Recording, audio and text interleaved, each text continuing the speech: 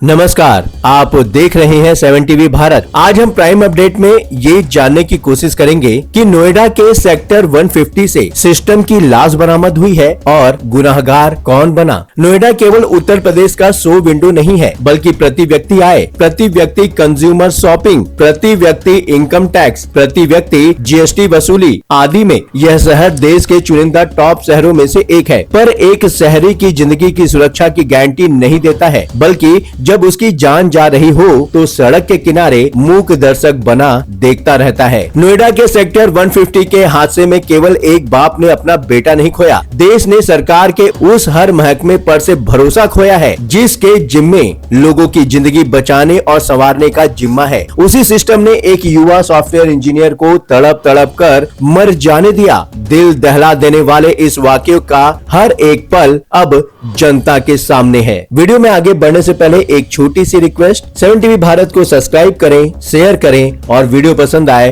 तो वीडियो को लाइक करना बिल्कुल ना भूलें। 16-17 जनवरी की रात नोएडा के सेक्टर 150 में जो हुआ वह अब सिर्फ एक परिवार या एक शहर की चिंता नहीं है। युवा सॉफ्टवेयर इंजीनियर युवराज मेहता की कार घने कोहरे के चलते निर्माणाधीन मॉल, जिसका काम कई साल से रुका था, के बेसमेंट बनाने के लिए किए गए गड्ढे में गिर गई। युवराज की कार अभी पूरी डूबी हुई नहीं थी कि उसके सनरूफ से बाहर निकलकर अपने पिता को फोन किया और लोकेशन भेजा। पिता मौके पर पहुंचे पर मजबूर थे। उनका बेटा मदद की भीख मांग रहा था, पर मौके पर पुलिस पहुंची और एसडीआरएफ की टीम उस तक पहुंचने में अपनी असमर्थता जता रहे थे। पोस्टमार्टम रिपोर्ट में मौत का कारण फेफड़ों में पानी भरना, कार्डियक अरेस्ट और हाइपोथर्मिया बताया गया। युवराज 80 से 90 मिनट तक छत पर चढ़कर मदद मांगते रहे, लेकिन रेस्क्यू करने वाले पानी में घुसने को तैयार नहीं थे। अगर फायर ब्रिगेड या एसडीआरएफ के पास लंबी सीढ़ियां और आधुनिक तकनीक वाले उपकरण या प्रशिक्षित कर्मचारी होते तो कम से कम मौत नहीं होती। यानी कि किसी भी इमरजेंसी से निपटने के लिए देश का सबसे अमीर शहर कतई तैयार नहीं है। बताइए, जिन लोगों पर एक जिंदगी बचाने का जिम्मा था वे मूक दर्शक बनकर देखते रहे। एक युवा को मर जाने दिया गया। हो सकता है कि इस हादसे के बाद जब किसी पर इस तरह का संकट आए तो वह पुलिस और प्रशासन को खबर देने के बजाय अपने दोस्तों, रिश्तेदारों और पड़ोसियों को बुलाना बेहतर समझेगा। युवराज की मौत के चश्मदीद बता रहे हैं कि पुलिस को 112 नंबर पर कॉल करके मदद मांगी गई थी। पुलिस आ भी गई थी, लेकिन किया कुछ नहीं। नोएडा के सबसे पॉश सेक्टरों में से विकसित हो रहे सेक्टर 150 का यह हादसा कई संदेश देता है। यह हमें बताता है कि देश के सबसे आधुनिक और मालदार शहर बनना करोड़ों के फ्लैट और लाखों की गाड़ियों की बिक्री को ही तरक्की नहीं माना जाना चाहिए। कोई शहर मेट्रो, हाईवे और सॉफ्टवेयर पार्क बनाकर केवल खोखली चमक दमक ही बढ़ा सकता है। युवा सॉफ्टवेयर इंजीनियर युवराज मेहता की मौत भारत के उन तमाम होनहार युवाओं के लिए एक गलत नजीर भी बन सकती है कि जो समझते हैं कि डिग्री लेने के बाद सीधे विदेश में सेटल हो जाना चाहिए। यह सही है कि हमारी इकोनॉमी दिन दुगना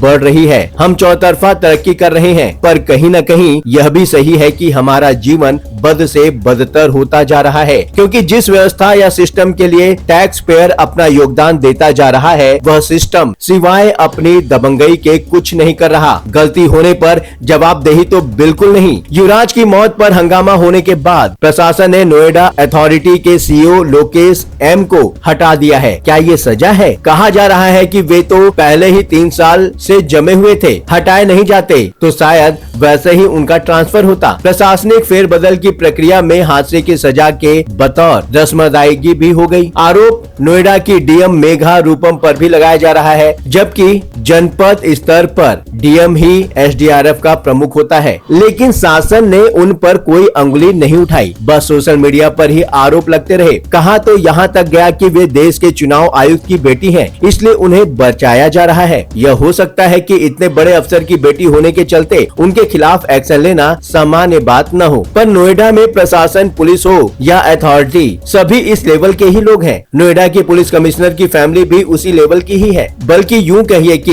जिला अधिकारी से भी मजबूत परिवार है उनका। इन अफसरों को जिम्मेदार बताना मुश्किल ही नहीं नामुमकिन है। उल्टे न्याय मांगने वाले को लेने के देने पड़ सकते हैं। गौतम बुद्ध नगर से सांसद महेश शर्मा मौके पर पहुंचे और यह मलाल जरूर जताया कि इस जगह पर जर्जर रेलिंग के बारे में नोएडा अथॉरिटी को चिट्ठी लिखी थी, लेकिन उस पर ध्यान नहीं दिया गया। अब बताइए, एक सांसद की चिट्ठी को भी स्थानीय प्रशासन संजीदगी से नहीं ले रहा है, तो एक आम आदमी और उसकी जिंदगी की बिसाती क्या है। अथॉरिटी और प्रशासन की कान पर अगर जू रेंगती तो युवराज की मौत के 90 घंटे बाद तक उस खतरनाक स्पॉट की बैरिकेडिंग नहीं हुई होती। हादसे के 4 दिन बाद फोरेंसिक टीम घटना स्थल पर जायजा लेने पहुंचती है। जाहिर है कि हमारे यहाँ कोई सिस्टम है ही नहीं, इसलिए सिस्टम को दोष देना गलत है। युवराज की मौत पर हंगामा होने के बाद एसआईटी से जांच करवाई जा रही है। ऐसे एसआईटी ने आखिरकार कितने अफसरों को आज तक सजा दिलाई, यह किसी से छुपा नहीं है। जांच किस ओर बढ़ रही है, इसका अंदाजा इसी से लगाया जा सकता है कि बुधवार शाम को यह जानकारी दी गई कि युवराज ने गुरुग्राम में शराब पी थी और शराब पीकर गाड़ी चला रहा था। पुलिस की इस जानकारी से इतना तो सबक मिलता ही है कि शराब पीकर गाड़ी नहीं चलानी चाहिए, वरना यदि युवराज की तरह एक्सीडेंट होकर कार पानी में गिर गई तो प्रशासन किनारे खड़ा देखता रहेगा, बचाने नहीं आएगा। यदि जांच भी हुई तो अफसर को बचा लिया जाएगा और मृतक की बस इज्जत उछाली जाएगी। तो ये है हमारा सिस्टम। आपको क्या लगता है, हमारा सिस्टम कैसा है? बात सिर्फ नोएडा की नहीं, पूरे भारत देश की है। आप अपनी राय हमें कमेंट के माध्यम से बता सकते हैं। चैनल को सब्सक्राइब करें, नोटिफिकेशन के लिए बेल आइकन को दबाना बिल्कुल न भूलें। लगातार खबरों के लिए बने रहिए 7 टीवी भारत के साथ।